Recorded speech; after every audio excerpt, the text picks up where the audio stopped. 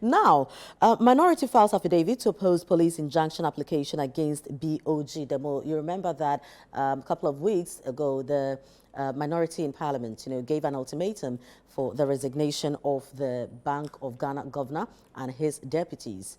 The Bank of Ghana governor is still at post, and so their demonstration that has been scheduled also suffered some kind of injunction from the police because of the routes they wanted to take, and they have also decided to fight back. Now, you can find a story in the Ghanaian Times, page 10, and it reads, the Minority Caucus in Parliament last Friday filed its affidavit to oppose the Greater Accra Regional Police Command's injunction application against their planned protest against the Bank of Ghana governor and his deputies.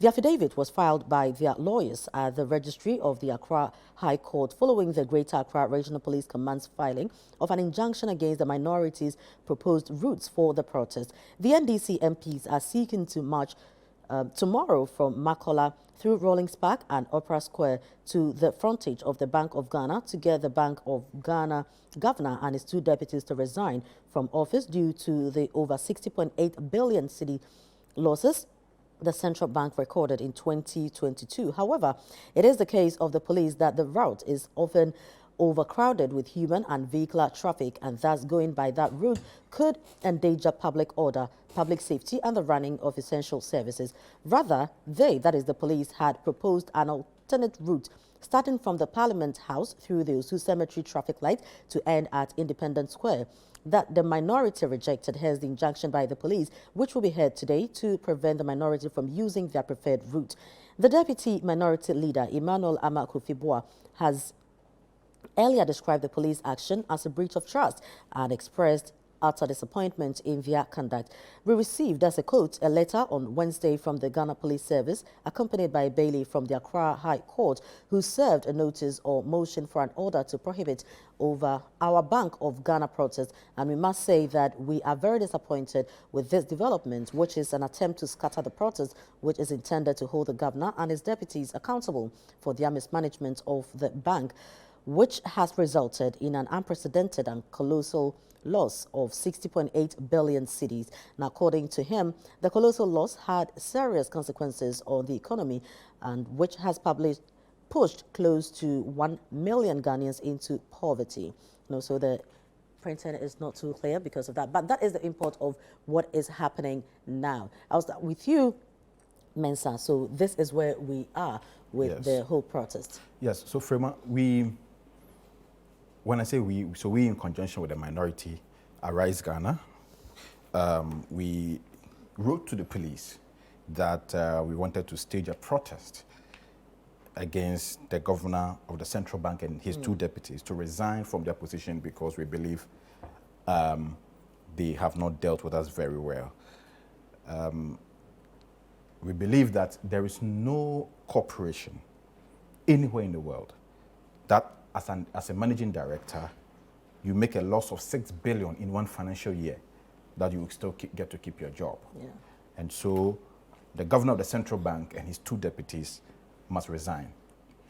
We wrote to the police in accordance with the Public Order Act, stated our time, route, people where we are starting, where we are ending, and the people we are expecting, and what have you.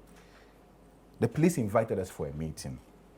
In the meeting, the police raised some ridiculous arguments about the security zone of the Bank of Ghana and also the route we are going to use and how the route was crowded, and that they were proposing to us a different route, which we rejected outrightly, immediately, because the Public Order Act is very clear that if you want to engage in any public action, notify the police. It did not say seek permission.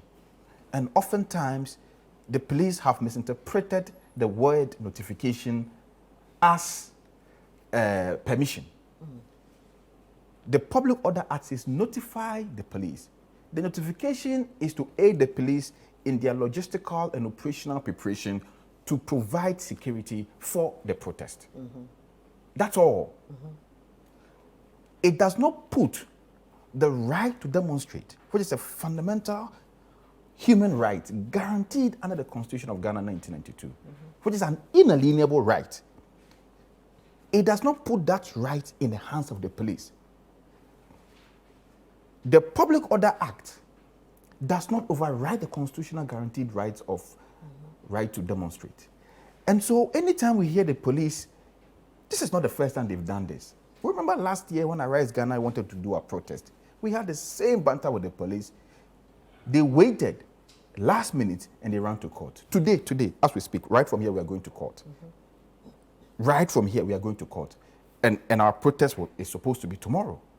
So how the police, every time they play this cajoling game, you know, and then last minute they wait a day before your protest, they run to court and then just try to frustrate you. You know, it's becoming problematic. Look at the statement the police issued. That the route we are proposing to use is often overcrowded. Which is true. So, where in the Constitution or in the Public Order Act did it say that when the route is overcrowded, you cannot use it for demonstration? There's a reason for protest is not to generate convenience. Protests do not arise as a result of peaceful situations. You only protest when you're unhappy about things that are not going well in the system. And so, obviously, whatever way the protest is going to create some discomfort, some inconvenience for certain people, whichever way. So that cannot be an excuse to deny us our right to demonstrate. And there's a reason. But the police is not denying your right to demonstrate. But the police, they are trying to interfere with our right to demonstrate. But you going on a protest does not also mean that you should also, because not everybody will be joining the protest. And so you going on your demonstration should not also affect my safety, should not affect, and that is where the police is coming from. Because the police also has a responsibility of protecting people. Safety is key, property, human beings. So if other people, you know, your action would affect the safety of other people, shouldn't the police come in? And I'm glad you brought this up. When ECOWAS is having heads of state meeting in Accra, they block the entire 37th stretch so that ECOWAS leaders can travel freely and have meetings to inconvenience you. Are you part of the ECOWAS meeting? I'm not. But why does the action inconvenience you? The protest is different from... What is different? You see, you cannot tell me that ECOWAS having their ridiculous meetings that nothing comes from, always go sit down, drink tea, and sleep halfway and come up with ridiculous statements is more important than our constitutional guaranteed rights as citizens. Our right is superior to the right of any ECOWAS head of state who come here to do any meeting. But when they come, we block sections of our roads, we inconvenience the ordinary Ghanaian and create ways for them. And we don't complain about inconvenience. And when it's our time to express, to enjoy our fundamental right as citizens in a democracy, that we say we are not going to resort to violence, we are not going to resort to any issue that could endanger the peace and stability of this country. We are going to protest in a peaceful and civil manner in accordance with the laws provided under the Public Order Act and the constitutional guaranteed rights. Then the police will come and give us some ridiculous, funny excuses. And we said that must stop. And today, we are hoping, we are praying that the court, in its wisdom, will reject this motion for injunction filed by the police. What our affidavit is simply saying is that the excuses tendered in by the police is simply untenable, it's ridiculous. The route we are proposing to use have been used over and over again for civil protests. Even under President Kufuor, we've used that route to demonstrate on 2 or 3 different occasions, and there was no breach to public safety, there was no breach to security. The police performed their function well. In any case, what is the role of the police? There's a reason why the Public Order Act enjoins demonstrators to notify the police to provide security so that public life, safety, and order are not seriously affected by citizens demonstrating or enjoying their fundamental right.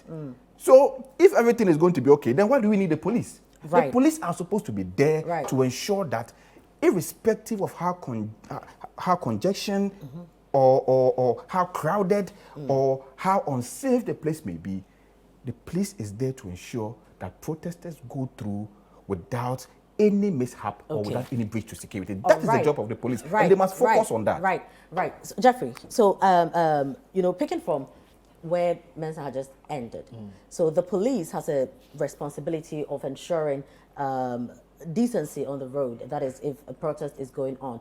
And that, this same police is saying that because of what you expect us to come and do for you, that is why we are advising that review the routes that you are taking. Don't the police also have the right to advise, especially because they are the ones coming to protect you? Well, I think that both parties should sit down and then discuss the issues. I mean, the police are doing their work. The demonstrators also have their rights. Well, you have your rights and access to your work. They have the rights to also call for their freedoms. I mean, you know, all through the world, I mean, starting from the days we were fighting for freedom to the days that we are fighting for correction of societal or economic issues, it's always been the rights that is preserved and enshrined in the Constitution of the Republic of Ghana that persons should have a right to say. I mean, but we have already said that the routes might be, I mean, a bit problematic, as the police may have put it. But I think these are mature persons who also have their rights. And so the pressure is on both sides to sit down and then find a way out. While at it, it is important to note that it is flagged as an NDC that has taken the matter to court. And I'm happy that the group has found the importance and the need to take it to court, and then the court to interpret and then maybe perhaps decide on the matter. While at it, it is important to state clearly that the matter in this issue is very important. The issue proper is that there has been an issue of a financial loss to the state. And as an anti-graft person, I think it thrives around our area of operation. I look at revenue generation for the country. We look at taxes, we look at other things that government can invest in to bring in that money that we need to run this country. But it's important to note that the little that you have, it is important to protect what you have so that while moving forward, you look for other opportunities. Look, for me, I would like to let everybody remember that this is the governor that supervised the dissolvement of those banks that were not performing. So he understands the game, that when you are not performing and you are insolvent, you have to be pushed aside. So I think moving forward, we have to make the issues clear. When a teacher appears, the teacher won't appear that the two boys are fighting. Why are they fighting? Why should even the group go and have anything to talk to the police about? This is the main issue. The issue is that we've lost over 60 billion Ghana cedis to mismanagement, poor management. And then there's a matter of, look, the things that are hurting people as we speak is using about 131 million Ghana cedis to maintain vehicles. I mean, this is buying profligate watches to give. Look, it is not that yesterday it was not done. I'm asking you, if you took over as a manager, don't you scan through and see things that you think you can put aside? Let's move on. Moving forward, at a time when the country has to go out there and borrow 3 billion. Look at what we went through to borrow just 3 billion, and then make a calculation of yourself and look at what we are talking about, 60 billion. That's twice the number. So you pour away about 6 billion and go and beg, and kneel down and beg for 3 billion. It's a matter we need to look at. These are the issues. Poor management, misapplication, huge losses, and gross insensitivity. And I will repeat that side. This is a matter of gross insensitivity. At a time that you have asked other Ghanaians to fasten their belt, you go on these travels, about 47 million, you are buying gold watches. This money, you see, when we speak about such huge losses, people look at it as money's, it's been lost. No. Calculate it and work it out. And look at the number of schools that could have been built out of it, the number of textbooks that could have been built out of it, the furniture. I watch on your screen sometimes children lay on the floor and write. Yeah. Did you hear the children who were actually crossing the lake and they got drowned? Those children. I mean, you are waiting for it to be my child or my sister's child. These are my children. They got drowned while just crossing. And for that matter, the only thing I heard was taking life jackets to them. It was not to go and improvise a school on that island, but you are giving a child, you're happy giving a child life jacket, a child that can forget it, or the person who kept it might not come that day, and you can think of it. Moving forward, look, I think there's a need to appoint a new governor. It's important. Let's assess the situation. What causes the financial loss? One, it's important to let the current governor step aside, because he understands the game of when you mess up, you step aside. He has applied the rule, and it must be applied to him. And I think also it's important to appoint a new governor, but to change some of the rules in there. Look, some of those expenditures are not important at all, especially when you look in the face of a situation where we are, and some of the things that are going on in our health sector. Women are going to give us children. They are in labor, and they have to be carried on stretchers just to go and give birth. People are losing their lives. Children have to cross lakes to go to school, and then you spend all these monies just because of what? Look, in future, let's avoid such an occurrence. And I say, finally, the CSOs together, let's join the massive call. You see? Are you going on demonstration? For me? Yeah. I usually avoid such demonstrations these days. Why? Because of my situation right now. What's the situation? I feel the pain. I'm too angry. So you go on demonstration. And you see, when we get to the student issue, you will see why my views on some of those things. When I get to some levels, I'm not able, you can't control me, but I have controls. I remember the ENTV demonstration about students when we were in school, residential user fees. You can go and ask some of the student leaders. They know me, Anthony Cabos, go and ask the Omani Boames and the rest. Look, when it's a matter that hits me directly, at the time maybe some people were doing some fanatics, were enjoying the demonstration because they wanted. I didn't want to appear on TV. My Banku selling mother could not pay what the amount we were talking about. So I jumped in the front and I held a barricade from Legon.